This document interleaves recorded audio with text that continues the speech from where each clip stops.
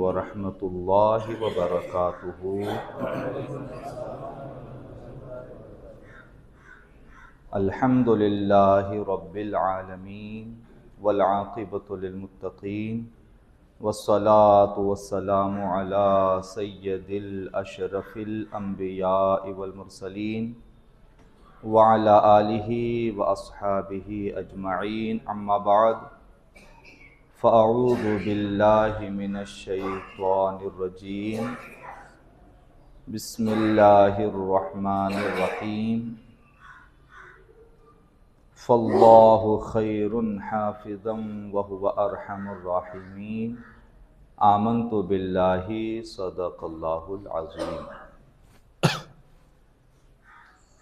बयान को शुरू करने से पहले हुसूल बरकत के लिए और हुसूल इखलास व मोहब्बत के लिए आइए हम और आप सब मिलकर हमारे प्यारे आका हुजूर ताजदार मदीना सल्लल्लाहु ताला अलैहि वसल्लम की बारगाह बेकस पनाह में मोहब्बत के साथ और अदब व एहतराम के साथ दरूद शरीफ का हदिया पेश फरमाएँ।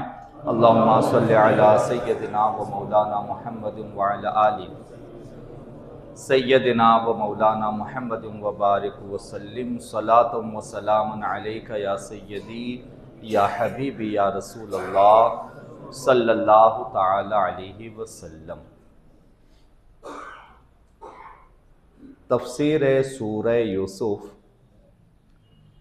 हज़रत यूसुफ अलैहिस्सलाम ने अपने भाइयों के साथ बहुत अच्छा सलूक किया, जैसा कि एक नबी की शान होती है, एक नबी का मकाम होता है।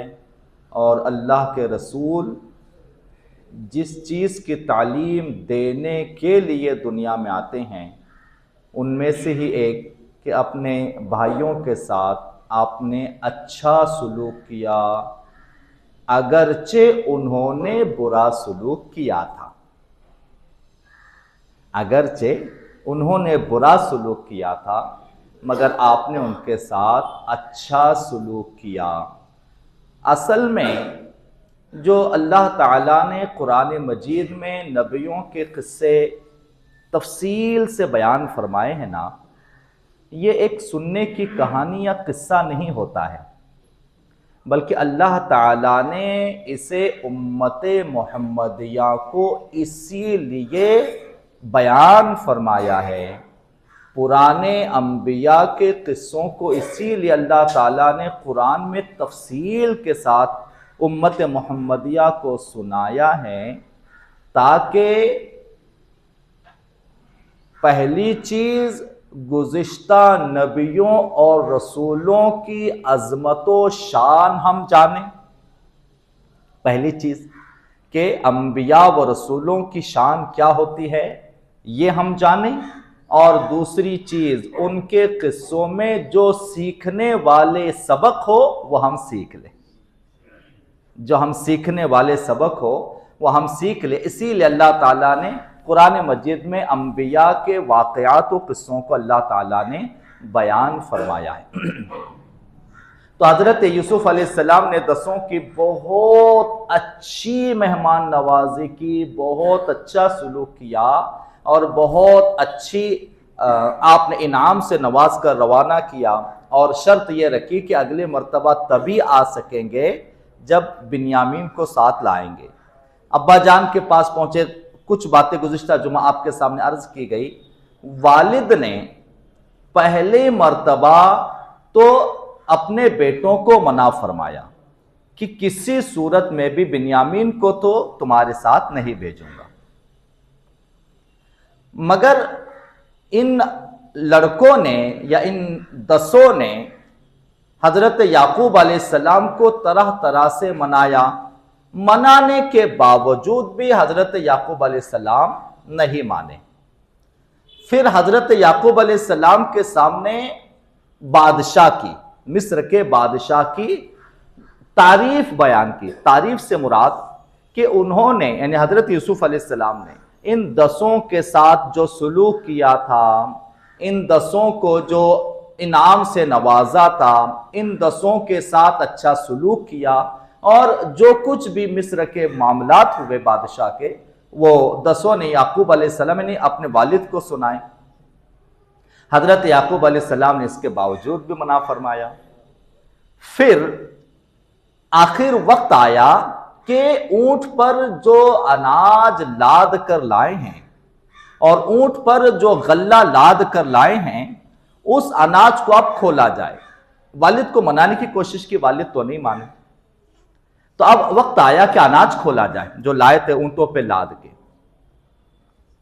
तो अब हजरत याकूब अलैहिस्सलाम की मौजूदगी में, हालांकि हजरत याकूब अलैहिस्सलाम आंखों से बीना है, आंखों से नजर नहीं आता, मगर नबी की शान ये होती है, अगरचे उनकी आंखों में जाहिरी तौर पे बीनाई ना हो, मगर अपनी बातिनी निगाह से दुनिया का एक जर्रा भी नबी की आंखों से नहीं छुपता है। ये ना समझें कि उनकी आंखों से कोई चीज ओझल या छुपी हो। जब गल्ला खोलने का वक्त आया कि अनाज के बोरियां खोली जाए, और 10 ने बड़ी बशाशी खुशी और बड़े हशाशत के साथ बोरियां खोलनी शुरू की। जैसे ही अनाज की बोरियां खोलने लगे, कुरान में इसका जिक्र है, कुरान मजीद की आयत करीमा में इसका जिक्र है, जैसे ही अनाज की बोरियां खोलने लगे, बोरियों में से जो नकदी और जो उजरत अनाज के बदले में बादशाह को देकर आए थे, एक एक करके बोरियों में से वो सारी नकदी भी निकलने लगी। यानी वो जो रकम देकर आए थे वो भी उसमें से निकलने लगी। तो 10 हैरान हुए, और 10 हैरान होके कहने लगे कि इतनी ज्यादा नवाजिश, यानी इतना ज्यादा एहसान, इतना ज्यादा नवाजना या इतना ज्यादा इनाम, कि एक तो हमें सबसे अच्छी मेहमान नवाजी वहां की गई जब तक हम रहें, दूसरी चीज हमें जो है हमारी जो गल्ला या अनाज हमको दे दिया गया, और तीसरी चीज जो कि बादशाह के मिजाज के बिल्कुल खिलाफ या बादशाह के उसूल के बिल्कुल खिलाफ, कि बादशाह बगैर उजरत के किसी को अनाज गल्ला नहीं देते, मगर हमारे साथ इतना एहसान कि उन्होंने हमारी उजरत और हमारी जो नकदी रकम है वो भी हमें वापस कर दी। लिहाजा इतना एहसान सुनने के बाद अब वापस वालिद से कहते हैं, अब्बा जान से, कि अब्बा जान देखिए, इतना एहसानमंद और इतना मोहब्बत करने वाला और इतना नवाजने वाला बादशाह तो हमने दुनिया में देखा ही नहीं है। देखिए, बादशाह ने तो हमारी उस उजरत को भी वापस कर दिया है जो अनाज के बदले में हमें उन्हें दिया है। इतना एहसान करने वाला बादशाह तो हमने दुनिया में भी नहीं देखा है कि हमारी उजरत को उसने वापस कर दिया है। लिहाजा इतना एहसान और इतना करम और इतना नवाजिश तो इतना इनाम तो हमारा सगा भाई भी होता तब भी हम पे न करता। क्या कहा? अगर हमारा सगा भाई भी होता तब भी हमें इतना ना नवाजता जितना इसने नवाजा है, इस बादशाह ने। लिहाजा गुजारिश करने लगे कि अब्बा जान, अभी हमारे ऊपर लाजिम है कि जो एहसान है, इसका एहसान का शुक्रिया अदा करने के लिए कम से कम हमें जाना है। इस एहसान का शुक्र अदा करने के लिए कम से कम इतने एहसान करने वाले बादशाह का शुक्र तो अदा करें। शुक्र अदा करने के लिए हमें जाना है। और कहने लगे कि अगर ये जो अनाज जितना भी हम लाए, जाहिर सी बात है ये तो जितने दिन की जिंदगी है, जिंदगी भर तो नहीं चलेगा। लिहाजा थोड़े दिन में ये गल्ला खत्म हो जाएगा, ये अनाज खत्म हो जाएगा। और अगर ये अनाज खत्म हुआ तो अब इसके बदले में दूसरे अनाज के लिए बादशाह ने सख्त मना किया है कि जब तक बिन्यामीन को नहीं लाएंगे अनाज नहीं दिया जाएगा। लिहाजा अब्बाजान, ऐसी सूरत में तो हम भूखे मर जाएंगे, लिहाजा इजाजत दीजिए कि हम बिन्यामीन को ले जाएं। अब कुरान मजीद में है कि जब इतनी गुजारिशें की, ये सारे हालात और बादशाह के बारे में तारीफ और सारी जो मामलात बयान किए, तो हजरत याकूब अलैहिस्सलाम ने कहा, कुरान मजीद की आयत करीमा में सूरह यूसुफ की, कि हजरत याकूब अलैहिस्सलाम ने कहा कि लतअतुन्ननी मौसिक़म मिनल्लाह, यानी अब अगर मैं तुम्हारे साथ बिन्यामीन को भेजता हूं या बिन्यामीन को मैं तुम्हारे साथ अगर रवाना करता हूं तो इसे वापस लेकर आएंगे, इस नाम पर अल्लाह की कसम खाओ। क्या कहा? कुरान मजीद में है कि तुम इसके साथ कोई बुरा सुलूक नहीं करोगे और इसे खैर आफियत के साथ मेरे पास वापस ले आओगे। लतअतुन्ननी मौसिक़म मिनल्लाह, यानी अल्लाह की कसम खाओ मेरे सामने। और कुरान मजीद में आगे है कि उन भाइयों ने अल्लाह की कसम खाई। अब जाहिर सी बात है, पहले हजरत यूसुफ अलैहिस्सलाम के मौके पर उनके दिल में था ही हसद व मैल के ले जाने के लिए साजिशें कर रहे थे, मगर अब की बार तो जाहिर सी बात है ऐसा कोई इरादा दसों का नहीं था, और वो तो बस बादशाह की शर्त पर ले जाने के लिए इसरार कर रहे थे। तो दसों ने अल्लाह की कसम खाई कि अल्लाह की कसम खा के कहते हैं कि हम बिन्यामीन को किसी सूरत में भी तकलीफ नहीं होने देंगे, खैर आफियत के साथ वापस लाएंगे। तो जब अल्लाह की कसम खाई तो अल्लाह के नबी हजरत याकूब अलैहिस्सलाम ने एक जुमला आगे और कहा, चूंकि ये जुमला आगे कुरान मजीद के आयत करीमा में अगले जो जुमला हजरत याकूब अलैहिस्सलाम ने कहा, कुरान में वो जुमला मौजूद। हजरत याकूब अलैहिस्सलाम ने एक जुमला और कहा कि अल्लाह की कसम खाओ कि तुम इसे वापस लेकर आएंगे। उन्होंने कसम खा ली तो हजरत याकूब अलैहिस्सलाम फिर आगे कहते, हां अगर ऐसा हो जाए कि तुम सब पर कोई मुसीबत आ जाए तो बात अलग है। क्या कहा? क्योंकि अल्लाह की कसम की बात थी ना, यहां अल्लाह की कसम की बात थी। तो हजरत याकूब अलैहिस्सलाम ने कहा, अगर ऐसा हो जाए कि तुम सब पर कोई मुसीबत आ जाए तो फिर बात अलग है। फिर उसको आपने क्या कहते, कसम से बाहर कर दिया, कसम से उस चीज को अलग कर दिया।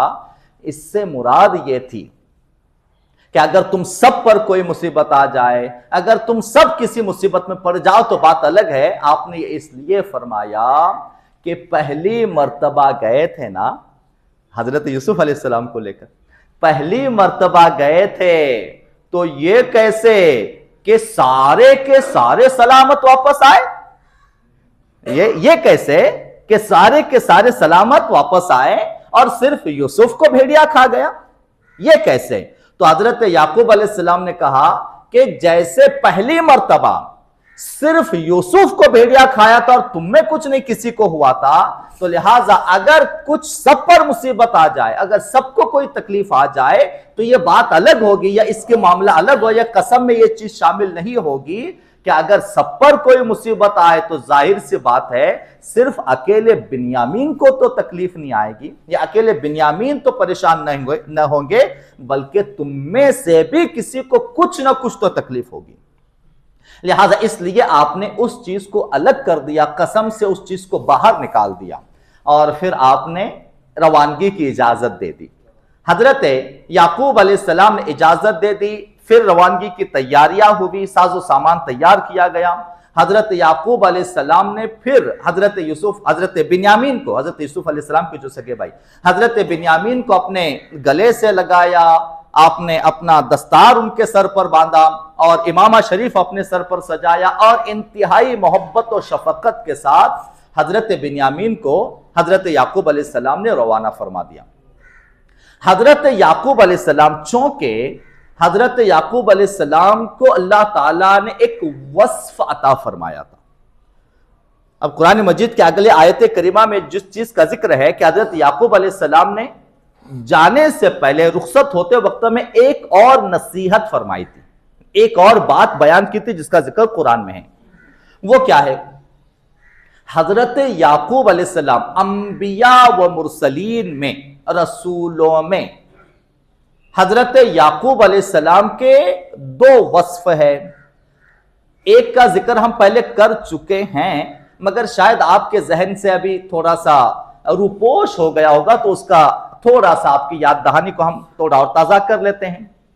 हजरत याकूब अलैहिस्सलाम का एक वस्फ है कि हजरत याकूब अलैहिस्सलाम को अल्लाह ताला ने जितनी औलादों से, यानी जितने बच्चों से, जितनी औलादों से हजरत याकूब अलैहिस्सलाम को अल्लाह ताला ने नवाजा था, जितने बेटे आपको अता फरमाए थे, हजरत आदम अलैहिस्सलाम के बाद सबसे ज्यादा नस्ल और बेटे और औलादें अल्लाह ताला ने अगर किसी नबी को अता फरमाई है तो हजरत याकूब अलैहिस्सलाम। हजरत आदम के बाद, हजरत आदम इसमें से अलग है क्योंकि हजरत आदम अलैहिस्सलाम तो सारी इंसानियत के बाप है, तो हजरत आदम अलैहिस्सलाम के बाद जितनी बेटे औलादें, जिसमें खास करके बेटे हजरत याकूब अलैहिस्सलाम को अल्लाह ताला ने अता फरमाए थे, किसी दूसरे पैगंबर और दूसरे नबी को इतनी औलादें नहीं हुई थी, पहली चीज।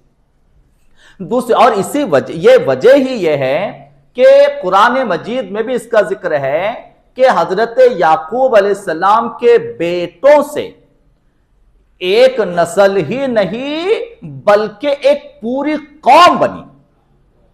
हजरत याकूब अलैहिस्सलाम के औलादों से आगे चलकर एक पूरी कौम, जिसे कौमे बनी इसराइल कहा जाता है, कौमे बनी इसराइल जिसे कहा जाता है, ये इसका जिक्र शुरुआत में हम कर चुके हैं। कौमे बनी इसराइल जिसे कहा जाता है, बनी इसराइल सुना है ना नाम आपने? अरे जनाब, कुरान मजीद में भी इसका जिक्र है और एक नहीं मुतअद्दिद जगहों पे है, यहां तक कि एक पूरा सूरह बनी इसराइल के नाम से कुरान में है। तो यह बनी इसराइल जो आगे चल के पूरी कौम बनी, ये पूरी कौम, ये सारी की सारी कौम किसकी औलाद थे? ये सारी कौम हजरत याकूब अलैहिस्सलाम के ही औलाद थे। सारी कौम हजरत याकूब अलैहिस्सलाम की औलाद ही फैलकर पूरी कौम बनी इसराइल बनी थी। तो पहली चीज कसरत औलाद हजरत याकूब अलैहिस्सलाम को अल्लाह ताला ने अता फरमाई, और यह भी एक वजह है, यानी इतना बड़ा कबीला बन जाना, पूरी कौम बन जाना, ये आपके औलादों का, इसका भी एक सबब था। क्या मालूम? हजरत याकूब अलैहिस्सलाम दीगर अंबिया में हजरत याकूब अलैहिस्सलाम को पहली चीज कसरत औलाद से अल्लाह ने नवाजा, और दूसरी चीज हजरत याकूब अलैहिस्सलाम का एक वस्फ था, उनके अंदर एक चीज थी कि अपनी औलादों से, हालांकि उसमें सबसे ज्यादा हजरत यूसुफ अलैहिस्सलाम से, मगर अपनी औलादों से हजरत याकूब अलैहिस्सलाम बे इंतहा मोहब्बत फरमाते थे। हालांकि इन दसों से भी हजरत याकूब अलैहिस्सलाम बहुत ज्यादा मोहब्बत फरमाते थे, और अल्लाह के नबी की, जो कि बाप है, वालिद है, अल्लाह के नबी की मोहब्बत का सिला भी और इसका इनाम भी आगे चल के इन दसों को भी मिला है, जिसका जिक्र लास्ट में इंशाअल्लाह जरूर आएगा। तो हजरत याकूब अलैहिस्सलाम की पहली खूबी, या अल्लाह ने नवाजा, इनाम, कसरत औलाद, और दूसरी आपके अंदर एक आदत या खूबी या वस्फ था कि आप अपने औलादों से बहुत ज्यादा मोहब्बत करते थे। वरना क्या कभी आपने सुना दुनिया में बाप बहुत हुए और दुनिया से कितने बापों की औलादें बिछड़ी? ऐसा नहीं कि यह नया किस्सा इतिहास में पहली बार, मगर क्या कभी हमने सुना कि किसी औलाद के बिछड़ जाने के गम में बाप इतना रोया 40 साल तक कि आंखों की बिनाई चली गई? क्या कभी हमने सुना? जाहिर सी बात है नहीं। हजरत याकूब अलैहिस्सलाम ने अपने आप को जिस एक कमरा बनाया था ना, जहां अपने आप को बंद कर लिया तो रोते होते रहते थे, उसका नाम ही बैतुल अहजान रखा था। यानी क्या? गम का घर। जिस घर में आप रहने लगे थे उसका नाम ही आपने रखा था बैतुल अहजान, यानी कि गम, ये सिर्फ गम ही का घर है। तो हजरत याकूब अलैहिस्सलाम, तो अब रवानगी का वक्त आया, जाने लगे, तो हजरत याकूब अलैहिस्सलाम ने एक और नसीहत फरमाई, एक और ताकीद फरमाई, एक और चीज बयान फरमाई अपने औलादों के लिए। एक और नसीहत फरमाई कि जब मिस्र में दाखिल होना, यानी जब तुम बादशाह के पास जाओ, तो जब मिस्र में दाखिल होना तो वहां मिस्र में अब 10 पहले और ये मिला के 11, कुल मिला के 11 लोग जा रहे और 11 के 11 भाई है। तो हजरत याकूब अलैहिस्सलाम ने नसीहत फरमाई कि जाना तो अब 11 के 11 एक साथ शहर के एक ही दरवाजे से अंदर दाखिल मत होना। क्या नसीहत फरमाई कि 11 के 11 मिस्र के एक ही दरवाजे से एक साथ दाखिल ना होना। मिन अबवाबिन मुतफर्रिका कुरान में है कि तुम अलग अलग दरवाजों से जाना, अलग अलग दरवाजों से दाखिल होना। अब तफसीर सुने, ऐसा हजरत याकूब अलैहिस्सलाम ने क्यों फरमाया कि एक दरवाजे से मत जाना, अलग अलग दरवाजों से जाना। हजरत याकूब अलैहिस्सलाम ने ऐसा क्यों फरमाया कि 11 के 11 एक साथ मत जाओ, अलग अलग दरवाजे से दाखिल होना शहर के अंदर? तो तफसीर में है कि हजरत याकूब अलैहिस्सलाम चूंकि अपने औलादों से बहुत ज्यादा मोहब्बत करते थे और आपके जो 10 औलाद जिसका जिक्र हम पहले भी कर चुके हैं, ये सब के सब इंतहाई मजबूत, कवि हैकल, ताकतवर और ऐसे थे कि अगर कहीं खड़े हो जाए तो इनके अलावा किसी पर नजर ही ना जाए। इसका जिक्र हम पहले भी कर चुके हैं कि इतने ताकतवर थे और इतने जो है हसीन और जमील थे, और साथ ही साथ हसीन और जमील, हुस्न और जमाल भी ऐसा था। हजरत यूसुफ अलैहिस्सलाम का जमाल तो बेशक दुनिया में उनका मुकाबला हमारे आका के हुस्न के अलावा कोई नहीं कर सका, मगर ये 10 भी तो हजरत यूसुफ अलैहिस्सलाम के भाई ही थे ना, हजरत याकूब अलैहिस्सलाम की औलादें ही थी। तो लिहाजा ताकत व कुव्वत और सेहत व सलामती के साथ साथ हुस्न व जमाल भी था, और फिर अब तो बुनियामीन भी साथ में थे। तो लिहाजा हजरत याकूब अलैहिस्सलाम को खौफ हुआ कि पहले जब गए थे तो इनको कोई जानता नहीं था, मगर अब की बार जा रहे हैं तो सब इन्हें जानते हैं कि ये 10 के 10 और 11 मिलाकर ये सगे भाई है। लिहाजा हजरत याकूब अलैहिस्सलाम को ऐसा डर हुआ कि कहीं इनका हुस्न जमाल और सेहत और तंदुरुस्ती देखकर इन पर किसी की नजर ना लग जाए, किसी की इनको नजर ना लगे। इसलिए हजरत याकूब अलैहिस्सलाम ने कहा, एक तदबीर की कि अलग अलग दरवाजों से जाना। अच्छा, हजरत याकूब अलैहिस्सलाम ने नजर न लगने के लिए, तफसीर में इसका जिक्र है, कहीं भी आप कभी भी सूरह यूसुफ की तफसीर पढ़े तो आपको समझ में आएगा कि ऐसा हजरत याकूब अलैहिस्सलाम ने नजर से बचाने के लिए कि नजर न लगे। आप जानते हैं, एक दो बातें अर्ज करके आज खत्म करते हैं, अल्लाह की रहमतों का नुज़ुल हो जाए और हम गुनाहगारों की बख्शिश का सामान हो जाए, इसलिए जरा दरूद पाक पहले पढ़िए तो। अल्लाहुम्मा सल्लि अला सय्यदिना व मौलाना मुहम्मदिन व अला आलि सय्यदिना व मौलाना मुहम्मदिन व बारिक व सल्लिम सलातुम व सलामुन अलैका या सय्यदी या हबीबी या रसूल अल्लाह सल्लल्लाहु तआला अलैहि वसल्लम। कम वक्त में 2-3 जरूरी अहम बातें। हजरत याकूब अलैहिस्सलाम ने नजर से बचाने के लिए अपने औलादों से कहा अलग अलग दरवाजों से जाओ, कुरान में है। और आप जानते हैं नजर का लग जाना, यानी हम कहते हैं नजर लगी किसी की, नजर का लग जाना, नजर का लग जाना ये सही हदीस से साबित है। हमारे प्यारे नबी सल्लल्लाहु अलैहि वसल्लम की सही हदीस से यह चीज साबित है। यानी सवाल, क्या नजर लगती है? क्या किसी की नजर लग जाती है? जी हां, नजर का लग जाना यह सही हदीस से साबित है।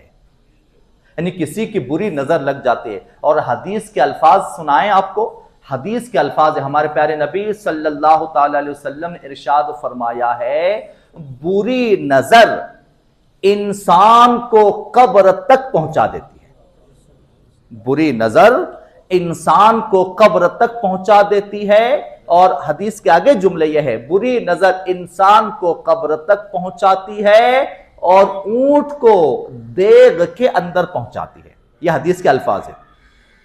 तो नजर लगना यह सही है, नजर लगती है बुरी नजर। अच्छा, अब नजर किसकी, हमने चाहा था कि इसको थोड़ा तफसील से बयान करें, मगर चूंकि अगर जो जरूरी 2-4 बातें इसके बारे में हमको बतानी थी नजर के बारे में, अब अगर बताएंगे तो वक्त से ज्यादा हो जाएगा और हमारा उसूल है कि हम वक्त की पाबंदी करते हैं, लिहाजा इस बारे में यानी किस चीज़ से, नज़र के ताल्लुक से दो चार अहम बातें आपके सामने इंशाअल्लाह अर्ज़ की जाएगी। आइंदा जुमा अल्लाह तबारक व तआला हमें कुरान मजीद में अल्लाह ताला ने जो हमें अंबिया के किस्से और अल्लाह ताला ने कसस बयान फरमाया, अल्लाह ताला उससे हमें सबक व दर्स हासिल करने की तौफीक अता फरमाए और अल्लाह ताला हम सबको अंबिया से मोहब्बत करने, उनकी ताज़ीम करने की तौफीक अता फरमाए। नबियों के सदक़े अल्लाह ताला हम गुनाहगारों की बख्शिश फरमाए। वाखिर दावाना अनिल हम्दुलिल्लाहि रब्बिल आलमीन।